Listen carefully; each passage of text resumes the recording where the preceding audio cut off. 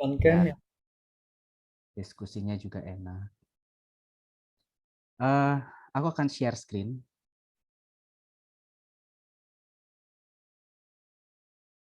Apa udah terlihat untuk PowerPoint-nya, teman-teman? udah, Vin, aman.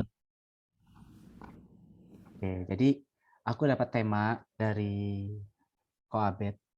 Sebenarnya harusnya nih sharing buat Nusantara 3, cuman ya pada akhirnya eh, gabung aja ya.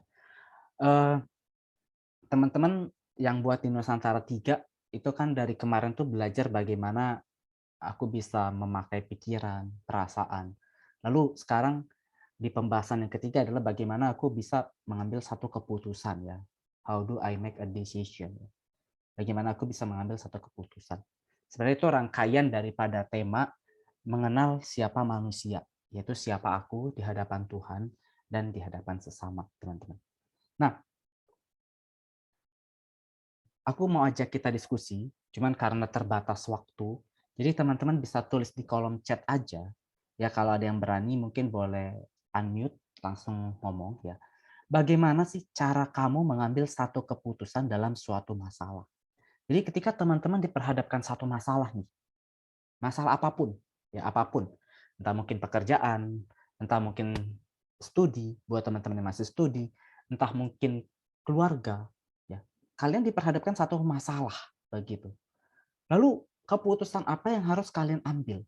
Nah, masalahnya kalian bisa untuk masalahnya kalian bisa pikirin sendiri kira-kira masalah terbesar ya yang kalian takut untuk kalian hadapi atau mungkin yang pernah kalian alami dan menurut kalian ini masalah besar. Lalu keputusan apa sih yang akan kalian ambil? Begitu. Nah, boleh tulis di kolom chat ya. Nah, ini dari Helen. Pertama, mempertimbangkan banyak opsi.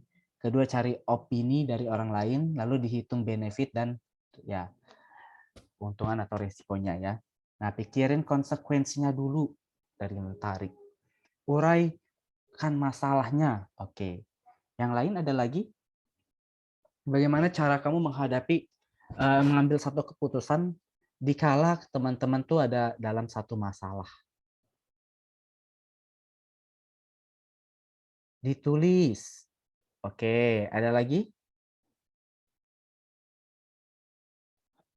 Ini satu orang terakhir. Boleh? Ada? Oke. Pikirkan resikonya dari keputusan yang akan diambil. Kenali diri sendiri, sesuaikan sama value kita, pertimbangkan pro kontranya. Minta masukan dari orang dekat. Oke. Semua jawaban kita benar, teman-teman. Nggak ada yang salah. Ya. Eh, kita pasti kalau diperhadapkan satu masalah, kita pasti akan memikirkan apa yang menjadi keuntungan, kerugian, lalu kita akan minta pendapat kepada orang lain. Ya, itu semua benar, teman-teman. Itu semua benar. Nah, di sini ya, aku mau kasih tahu teman-teman. Ya, jawaban kita semua tuh nggak ada yang salah. Tetapi itu kan jawaban secara umum ya, secara umum di mana kita nih orang manusia, maksudnya semua manusia, nggak hanya orang Kristen pasti akan melakukan hal itu. Begitu, akan melakukan hal itu. Orang non-Kristen pun pasti juga ketika ada masalah dia akan bertanya kepada orang lain, temannya atau sahabatnya atau keluarganya.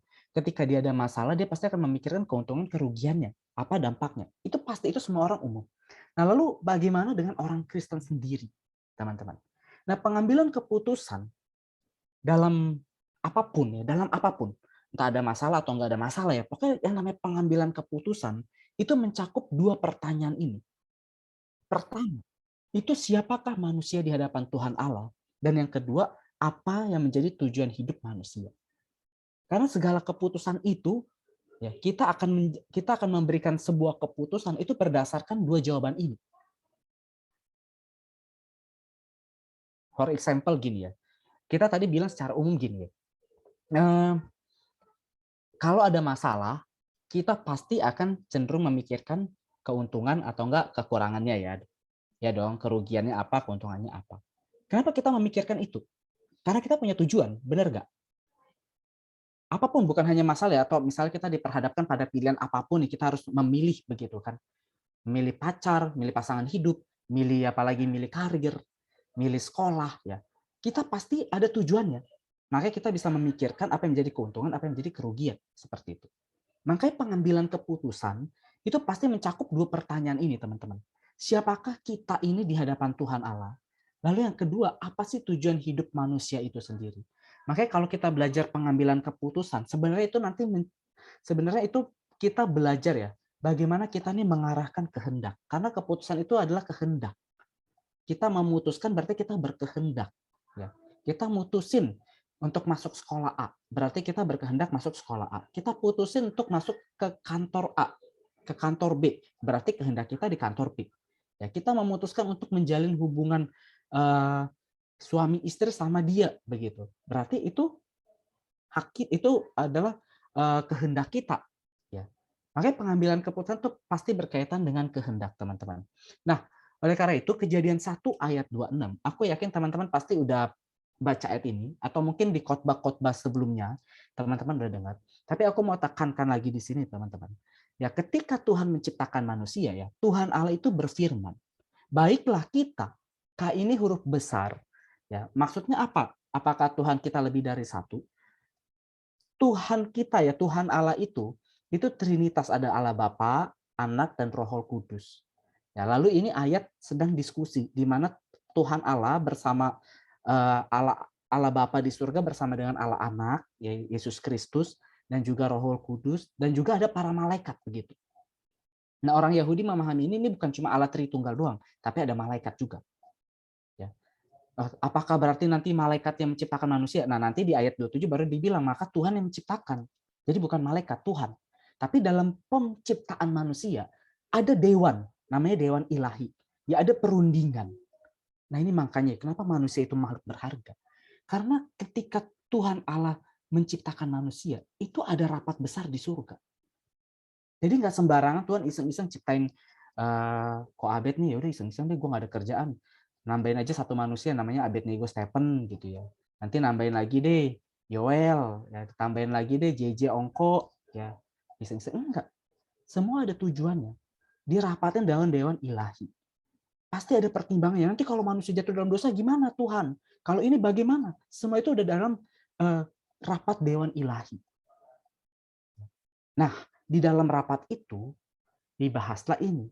Baiklah kita, ya. Maksudnya Tuhan Allah beserta Allah Anak, ya Tuhan Yesus, Roh Kudus, dan juga para malaikat-malaikat ya, menjadikan manusia menurut gambar dan rupa Allah, gambar dan rupa kita, supaya mereka berkuasa atas ikan-ikan di laut dan burung-burung di udara dan atas ternak dan atas seluruh bumi dan atas segala binatang melata yang merayap di bumi. Jadi ketika Tuhan dalam sidang ilahinya mau menciptakan manusia itu dengan tujuan satu. Sebenarnya manusia itu bukan makhluk yang terpisah dari sorga. Itu kita harus ingat. Karena sebelum manusia jatuh dalam dosa, manusia itu, bumi kita ini bagian dari sorga. Nah, cuman kan hari ini kan karena kita kan, ya kalau ngelihat misalnya hantu, ya setan atau malaikat itu kan sesuatu yang tanda kutip kan yang luar biasa begitu ya. Padahal awal mulai Tuhan menciptakan manusia, kita ini bagian dari sorga. Kita bagian dari makhluk-makhluk sorgawi itu. Yang jenisnya kayak kalau aku bisa bilang tanda kutip ya pakai istilah jenis, jenisnya itu manusia, ada yang jenisnya malaikat, ada yang jenisnya manusia begitu. Ada yang ilahi yaitu Tuhan Allah, Bapa di sorga, Tuhan Yesus dan Roh Kudus. Itu. Nah, Tuhan menciptakan kita menurut gambar dan rupa Allah. Di ayat 27 dibilang Tuhan yang menciptakan dalam gambarnya, gambar Allah. Begitu. Nah, gambar dan rupa ini, teman-teman, berarti apa? Aku nggak akan bahas ini secara detail ya, gambar dan rupa. Tapi poin yang mau aku ambil di sini adalah gambar dan rupa. Manusia itu diciptakan mirip Tuhan. Itu intinya. Mirip Tuhan. Manusia diciptakan mirip Tuhan, tapi ingat, manusia bukan Tuhan. Ya, manusia itu diciptakan mirip Tuhan, tapi bukan Tuhan. Makanya kita jangan berlagak jadi Tuhan. Apalagi ini berkaitan pengambilan keputusan kan. Jangan berlagak jadi Tuhan. Nah, nanti kita akan lihat akan pakai hati nurani. Salah satunya dalam mengambil keputusan. Jangan berlagak menjadi Tuhan berarti apa? Jangan merugikan sesama. Jangan menindas orang yang lemah. Orang ya kalau dia udah merasa diri jadi Tuhan atas orang lain, ya, dia punya power segala macam, relasinya banyak, teman-temannya banyak, duitnya kenceng ya. Lalu dia pengen jadi Tuhan buat orang lain, pasti setiap keputusan yang dia ambil itu akan banyak menyakiti hati orang. pasti akan lebih banyak menyakiti hati orang. Begitu. Nah, ini salah satu yang aku mau bagiin ya. Kalau kita mau ngambil keputusan, jangan berusaha menjadi Tuhan buat orang lain. Karena Tuhan itu ya Tuhan, Yesus. Kita ciptaan. Jadi kalau yang namanya kita ciptaan ya, kan Tuhan itu kan di atas ya berarti ya. Kalau aku bisa menggambarkan di atas itu dalam arti begini, dia sosok yang lebih tinggi dari kita. Nah, kita kan sosok yang lebih rendah dari Tuhan. Begitu. Nah, kalau sesama yang lebih rendah dari Tuhan, kita harus bisa saling menghargai. Memikirkan dalam hal mengambil keputusan apapun ya, kita harus belajar menghargai sesama kita. Makanya dalam perjanjian lama ataupun perjanjian baru, ya, kalau teman-teman sering dengar khotbah di GSK, itu kan sering dibilang ada kata kebenaran. Dalam bahasa Yunani itu dikaiosune, ya kan, dikaiosune. Itu kebenaran itu benar diartikan kebenaran dalam sikap hidup. Tapi yang dimaksud dikaiosune dari perjanjian lama sampai perjanjian baru, kebenaran itu adalah keadilan. Keadilan, righteousness itu keadilan. Adil. Tuhan kita Allah yang adil. Kita pun juga begitu adil. Kalau nggak adil namanya, yang satu pasti akan pengen jadi Tuhan buat orang lain. Dan yang lain akan jadi babu. Nah, itu sistem yang ada di dunia ini kan. Siapa yang bisa mengumpulkan banyak harta, dialah yang paling berkuasa. Siapa yang hartanya makin berlimpah, dari 1 triliun, 2 triliun, sampai ribuan triliun, dialah yang berkuasa. Siapa yang bisa mengumpulkan banyak teman, dialah yang berkuasa. Begitu. Sehingga dia bisa menjadi Tuhan buat orang lain. Sehingga dalam hal mengambil keputusan apapun ya, pasti merugikan orang lain. Kalau dia pemimpin negara, dia pasti akan menindas rakyat. Dia pemimpin kota, dia pasti akan menindas kota. Dia pemimpin gereja sekalipun ya, dia pasti akan menindas jemaatnya atau enggak karyawan atau enggak pendeta-pendetanya. Sekalipun, maksudnya ini sekalipun dalam arti orang yang terkesan rohani sekalipun bisa begitu. Ketika dia pengen jadi Tuhan buat orang lain. Nah, yang tahu ini adalah hati kita. Yang nanti kita akan lihat, teman-teman ya. Nah, Rick Warren itu mengatakan begini, teman-teman. Kita dijadikan oleh Tuhan, dijadikan oleh Allah dan untuk Allah. Dan sebelum kita memahaminya, kehidupan tidak akan pernah bisa dipahami. Jadi sebelum kita mau belajar gimana cara mengambil keputusan yang benar, tahu dulu tujuan hidup manusia itu apa. Dia diciptakan oleh Tuhan dan untuk Tuhan itu dulu. Itu prinsipnya. Supaya apa? Supaya nanti yang tadi gue bilang, dia jangan merasa diri bisa jadi Tuhan buat orang lain. Orang kalau udah merasa diri jadi Tuhan buat orang lain, kita tutup diskusi kita tutup khotbah kita, udah pasti pengambilan keputusan itu merugikan banyak orang. Semuanya pasti akan menguntungkan dirinya sendiri, teman-teman. Nah, karena aku kan bahas ini kan pengambilan keputusan secara umum.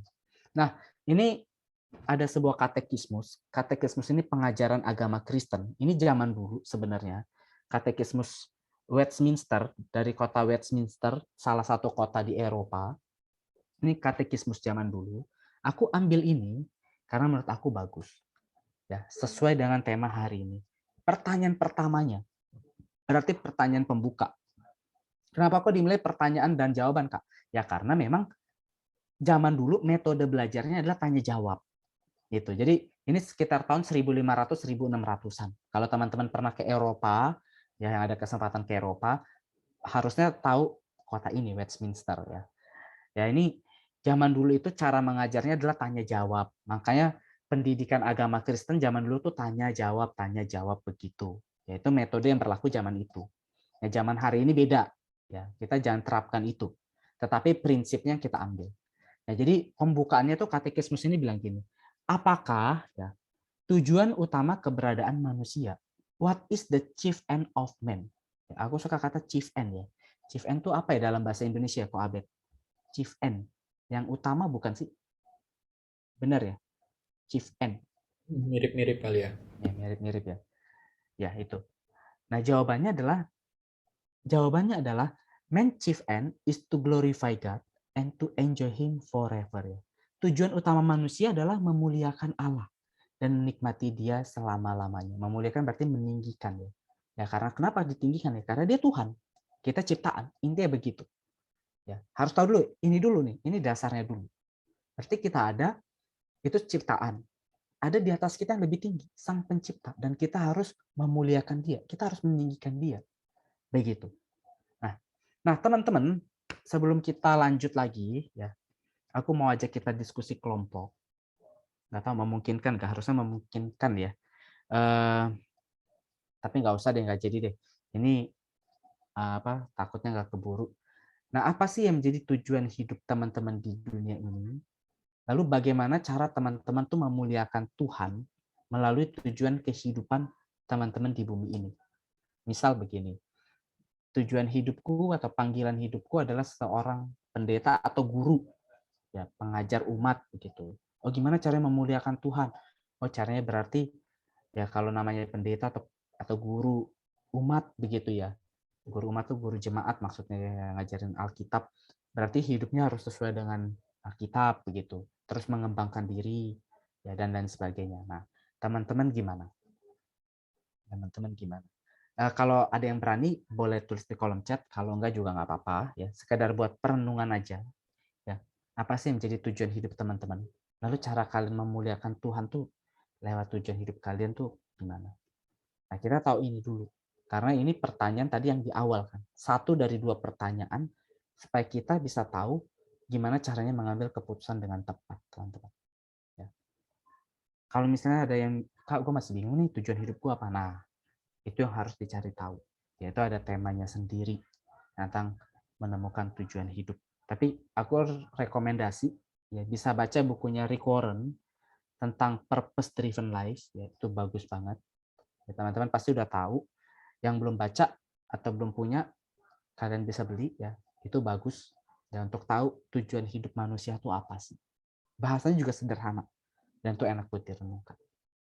Ya teman-teman bisa pikirin ya, ini sebagai refleksi aja, teman-teman. Nah, hakikat manusia ya, hakikat manusia. 1 Tesalonika ayat 2 ayat 1 Tesalonika 5 ayat 23 itu berkata begini. Semoga Allah damai sejahtera menguduskan kamu seluruhnya dan semoga roh, jiwa dan tubuhmu terpelihara sempurna dengan tak bercacat pada kedatangan Yesus Kristus Tuhan kita. Nah, ada roh, ada jiwa, ada tubuh. Ini kita manusia. Walaupun ada yang bilang Paulus, ada yang bilang ada manusia batinia, manusia lahiriah gitu. Tapi aku ambil yang ini aja, ada roh, jiwa dan tubuh. Artinya apa? Gini, manusia kan diciptakan mirip Allah ya, mirip Allah. Allah itu kekal, jadi kita kekal. Yang artinya waktu mati kita nggak langsung hilang lenyap, tapi ada jiwanya.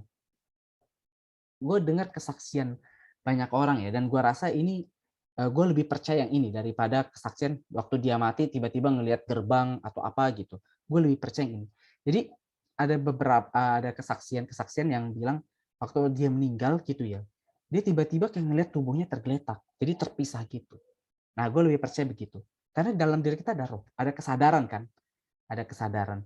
Nah, makanya kita ikut gini aja, kita bisa sadar nggak sih, kita ini lagi di dalam tubuh gitu. Kita ini lagi dalam tubuh, yang satu hari bisa terlepas. Begitu. Nah, ada roh, ada jiwa, ada tubuh. Nah, yang mau aku bahas di sini bukan soal tubuh, tapi roh dan jiwa. Dalam jiwa manusia, teman-teman, ya, jiwa itu kan bahasa Yunaninya psyche ya. Ya kalian gak usah pusingin itu ya. Dalam jiwa tuh ada pikiran, perasaan, kehendak. Pikiran tuh artinya kita bisa berpikir, ya. Perasaan itu kita bisa merasakan sesuatu. Ya pikiran perasaan ini udah dibahas kan. Yang buat Nusantara 3 minggu 2 minggu yang lalu dan minggu lalu udah kan ya. Aku lihat di tema-temanya itu kan. Nah, yang hari ini soal kehendak, yaitu pengambilan keputusan. Kehendak kita tuh nggak terjadi dengan sendirinya, teman-teman. Lu ngambil keputusan tuh nggak terjadi dengan sendirinya. Yang mempengaruhi itu pikiran dan perasaan. Misal begini ya, misal begini. Pernah nggak kalian nonton berita terjadi pemerkosaan di dalam angkot? Gitu. Dulu aku pernah nonton berita ya, ada pemerkosaan di sebuah kota itu dalam angkot oleh banyak orang. Kenapa bisa begitu? Itu kan pemerkosaan itu berarti apa? Kehendak kan, tindakannya. Tindakannya berarti kehendaknya. Kehendak orang-orang di situ. Makanya mereka melakukan pemerkosaan. Kenapa bisa melakukan pemerkosaan? Karena dari perasaannya. Perasaannya pengen melakukan itu. rasanya pengen melakukan itu. Ya kalau istilahnya itu nafsunya. Ya, nafsunya berahi-rahi. Nah, kenapa bisa begitu? Karena dari pikiran. Pikirannya banyak, pasti ya, pasti yang kayak gitu pasti pernah nonton porno, pikirannya pernah mungkin ngintipin perempuan mandi kali ya. Seperti itu. Jadi dari apa yang terpikirkan, dia bisa merasakan dan dia melakukan. Makanya jangan macam-macam sama apa yang kita pikirin, teman-teman. Kalau kita mikirinnya itu benci, benci, benci, benci, perasaan kita nih jadi keruh. Makanya kan sering ada istilah kan kayak bad mood gitu ya. Kok bad mood, kok bad mood. Kenapa orang bisa bad mood? Karena dia dari pikirannya. Makanya gue kadang setuju juga sama motivator gitu. Kalau dia bilang, ya kunci lu bahagia ya dari pikiran. Iya betul juga.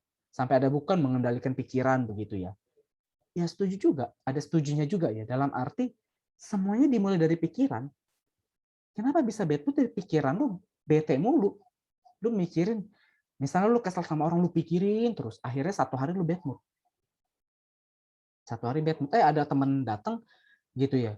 Lagi nanya-nanya, lagi ngobrol. Lu tiba-tiba bisa marahin dia. Terus kita bisa bilang, sorry ya lu jadi kena imbasnya. Karena gue nih lagi bete nih. Begitu. Itu kan keputusan kecil tapi punya dampak besar. Ya, ternyata orang yang kita bete nggak suka sama kita. Kok begini sih? Dikit-dikit begini. Apalagi kalau teman pelayanan. Wah, nggak profesional nih dalam pelayanan. Wah, begini. Nah, bisa begitu. Karena dari apa yang kita pikirkan. Nah, pikiran kita kan dilihat dari apa yang kita lihat dan apa yang kita dengar. Makanya jangan sembarangan melihat dan mendengar, teman-teman. Karena itu akan mempengaruhi kehendak kita. Yang mana itu akan mempengaruhi pengambilan keputusan. Pengambilan keputusan. Contoh lagi begini. Misal, kita menetapkan untuk pacaran dengan seseorang. Begitu. Katakan ya, kalau misalnya perempuan, tipe cowoknya itu adalah ganteng, tinggi 170 cm, lalu kayak Korea-Korea gitu, ya, lalu punya mobilnya sedan, ya, lalu habis itu misalnya pekerjanya bisa gajinya sebulan tuh pendapatan ya 30 juta misalnya gitu. Itu kan dari apa yang sering kita lihat kan. Sering kita lihat, sering kita dengar, oh kalau misalnya yang kaya itu dia pasti ganteng begitu gitu. Akhirnya itu membentuk perasaan kita. Dan ketika kita memutuskan untuk memilih pasangan hidup, kita cari yang seperti itu. Kita cari yang seperti itu. Atau enggak misal begini lagi ya. Soal suku juga, suku ya. Misalnya kita ditanemin ya dalam pikiran kita, kalau misal suku ini pasti cakep begitu ya. Kalau suku ini ganteng, misalnya begitu. Jadi standar ganteng dan cakep kita berdasarkan apa yang kita pikirkan. Sehingga waktu kita mau memilih pasangan hidup, kita memilih dengan itu yang dari kita yang kita pikirkan itu. Oh, suku aja nih, ini ganteng nih, cakep-cakep gitu kan. Ya. Contoh lagi misalnya cantik gitu ya. Menurut orang, kebanyakan orang cantik itu wanita yang rambutnya panjang. Terus yang kurus. Gitu. Tapi zaman dulu cantik itu bukan yang badannya kurus, bisa jadi yang badannya gemuk. Nah, sehingga apa? Zaman dulu sama zaman sekarang beda. Dalam hal pengambilan keputusan untuk mencari pasangan hidup. Zaman dulu mungkin banyak cowok ngambil perempuan yang mungkin yang badannya gemuk. Zaman sekarang mungkin yang lebih yang langsing. Begitu. Kenapa? Karena dari yang dipikirkan, itu yang dirasakan, itu yang mempengaruhi keputusan kita dalam bertindak. Itu baru satu contoh, teman-teman. Dalam pengertian itu satu contoh dalam hal memilih pasangan hidup. Belum soal pekerjaan. Kata orang ya, bekerja di tempat ini pasti nyaman. Nah, itu kan kita dengar kan, jadi kita pikirin begitu kan. Karirnya terjamin. Akhirnya kita punya perasaan, kita tuh menggebu-gebu, gue harus lamar tuh ke sana. Akhirnya kita berkehendak, kita memutuskan untuk melamar ke sana. Ya, belum lagi yang lain-lain ya. Nah, itu pentingnya pikiran, perasaan yang membentuk kehendak kita. Ya, dari apa yang kita lihat dan apa yang kita dengar, teman-teman. Nah, manusia, kalau tadi kan jiwa, dalam roh itu ada yang namanya hati nurani. Sebenarnya ya, teman-teman ya, ini bukan berarti hati nurani itu kayak ada satu benda gitu ya yang bisa kita lihat, bukan. Maksudnya tuh hati nurani ini sesuatu inner self ya, dalam diri manusia. Aku ngambil salah satu dari buku ya. Dia seorang penulis buku, Werner Fletcher ya, seorang etikus itu yang belajar etika Kristen. Dia bilang gini, salah satu fungsi hati nurani adalah salah satu fungsi kepribadian kita masing-masing yang sebenarnya nggak sempurna, bahkan bisa keliru, dan oleh karenanya perlu dididik dan didewasakan. Makanya teman-teman ya, kalau misalnya kita mau ngambil satu keputusan, pasti ada perasaan kita nih kayak ada yang ngomong kan di dalam. Jangan ambil yang itu deh. Lu jangan pacaran sama yang ini deh. Lu jangan kerja di tempat ini deh. Nah, itu suara hati.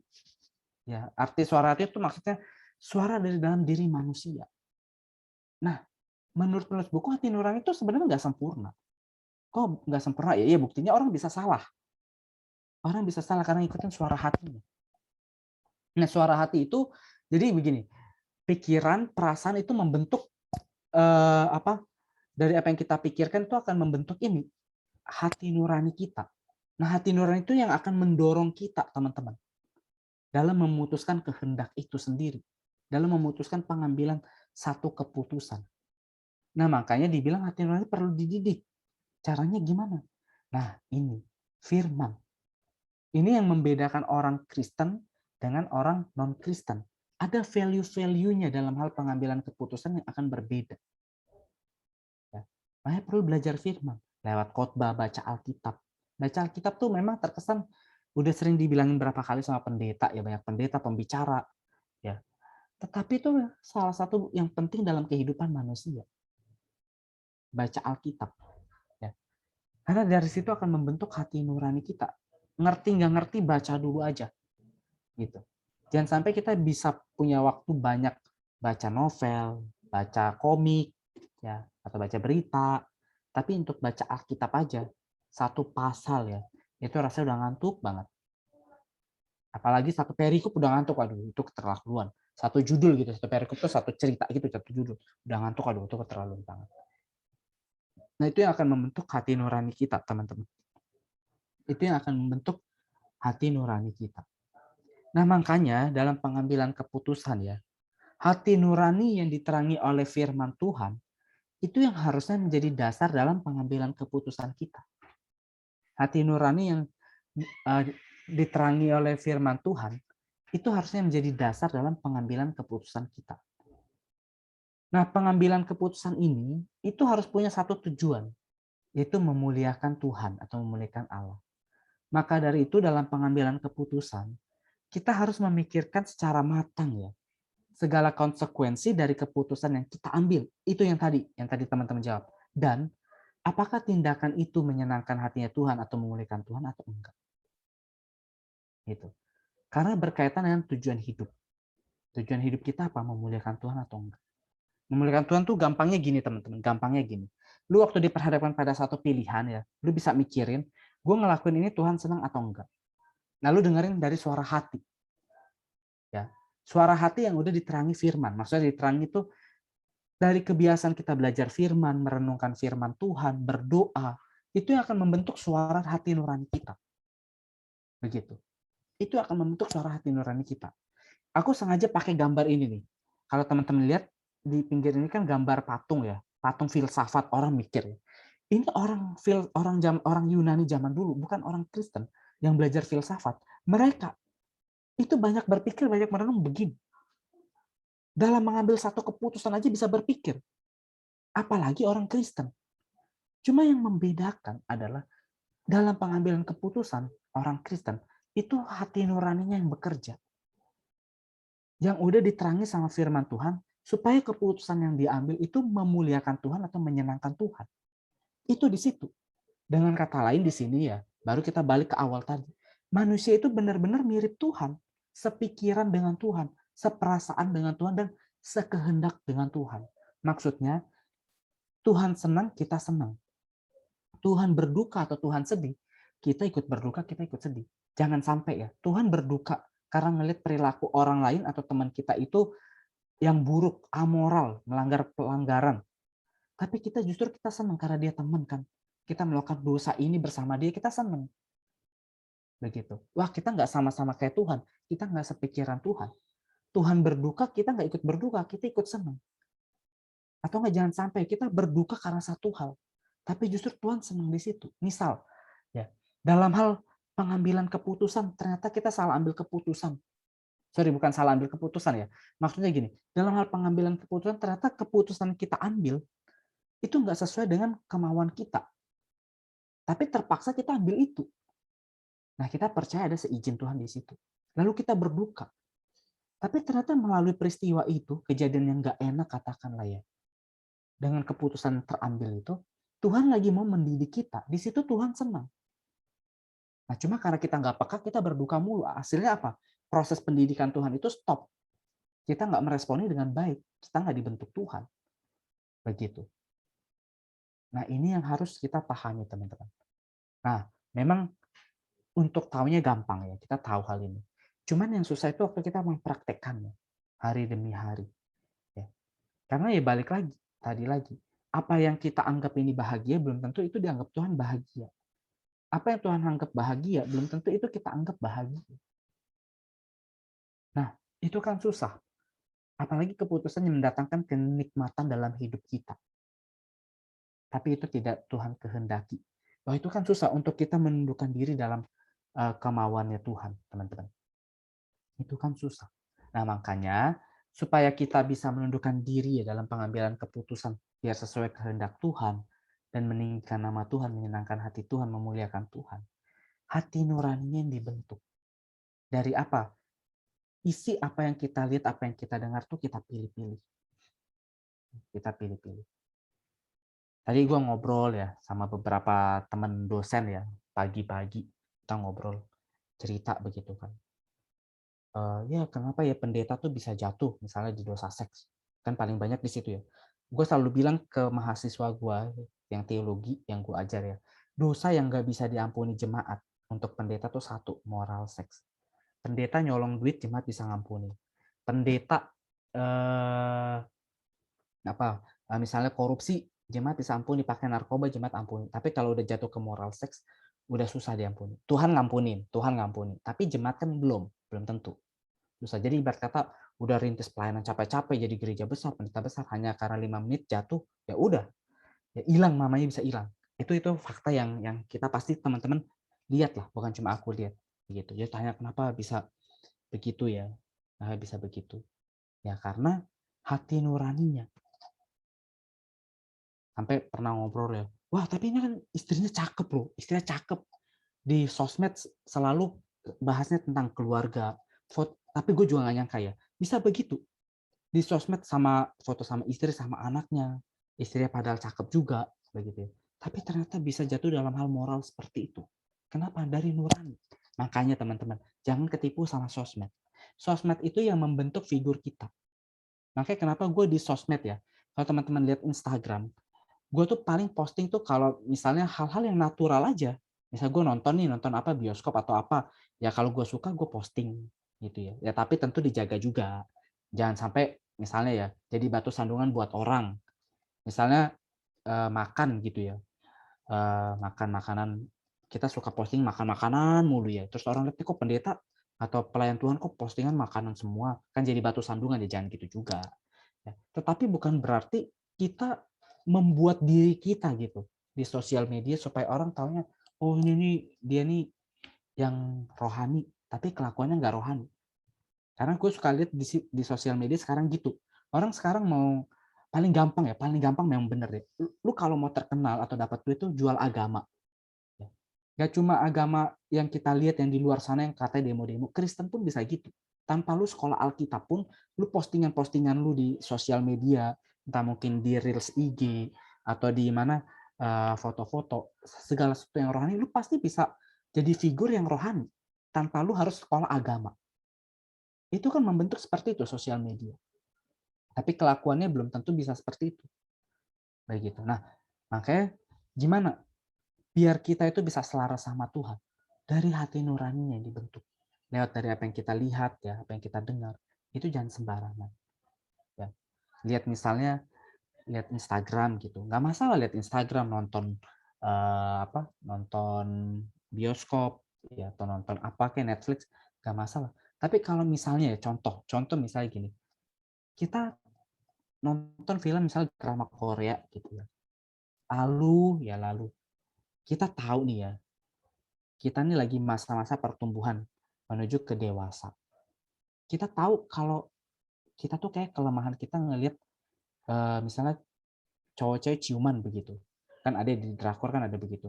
Kita tahu kita lemah di situ. Yang lebih baik waktu ada adegan itu kita langsung skip atau nggak jangan tonton.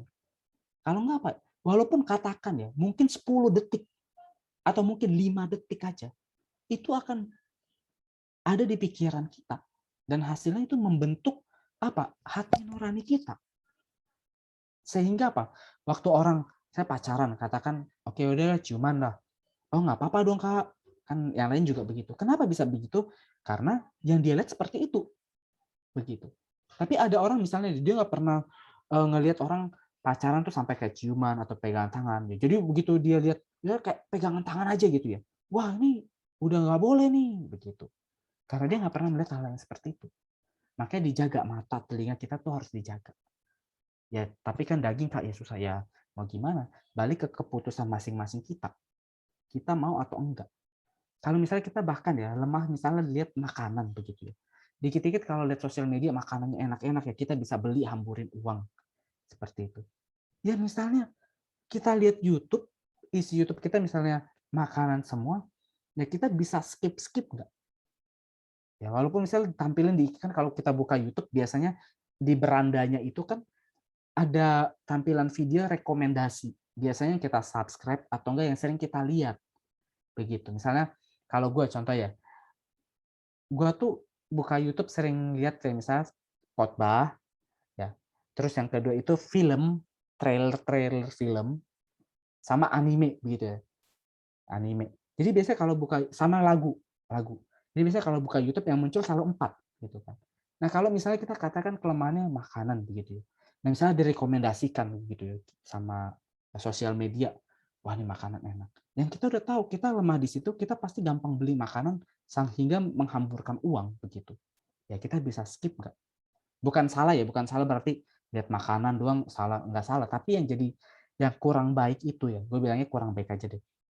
Yang bisa membentuk hati nurani kita sehingga kita bisa salah dalam pengambilan keputusan, itu adalah ketika kita membiarkan hal-hal terkecil itu yang terkesan baik, tapi sebenarnya nggak baik. Kita tahu lemahnya di situ, kalau kita lihat makanan atau baju online, ya jualan baju online gitu, kita pasti pengen beli, ya kita bisa skip dulu nggak gitu. Nah, itu teman-teman. Makanya butuh terang firman Tuhan di sini dan bersandar pada Tuhan selalu. Ya. Untuk apa? Sebenarnya firman itu menguduskan. Menguduskan tuh dalam arti gini, jangan kita pikir kita baca Alkitab langsung kudus gitu ya. Enggak, maksudnya menguduskan itu gini. Kan kita sering melihat dan mendengar banyak hal ya selama kita hidup satu hari aja ya. Kita ngelihat banyak hal, mendengar banyak hal. Julitan temen, ya, kelah kesuhnya temen, eh, keluh kesahnya temen, sama katakan sama atasan, sama bosnya kalau yang kerja, sama dosennya atau buat yang kuliah. Kita dengerin itu ya. Julidnya teman terhadap teman yang lain ya. Marahnya orang tua kita melihat mungkin tontonan yang nggak benar atau mungkin apa yang bisa membuat kita jatuh begitu ya. Nah, itu kan dalam satu hari aja udah banyak. Nah, firman itu menguduskan dalam arti apa?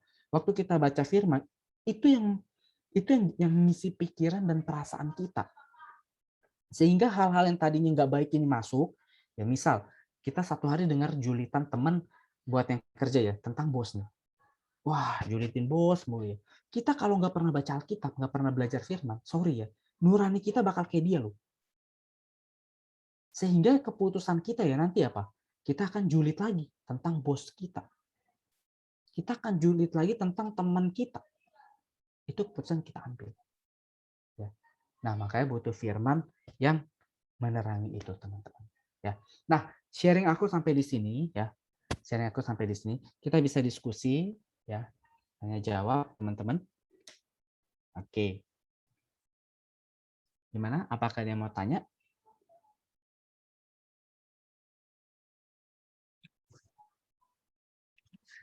Oke.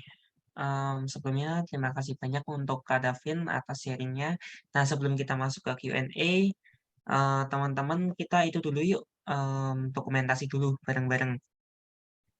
Kita Oke. mau dokumentasi dulu bareng-bareng. Nah, setelah dokumentasi kita akan adakan Q&A. Yuk teman-teman, jarang-jarang nih kita ada merger-merger antar dua home. Yuk bisa on cam sebentar buat kita foto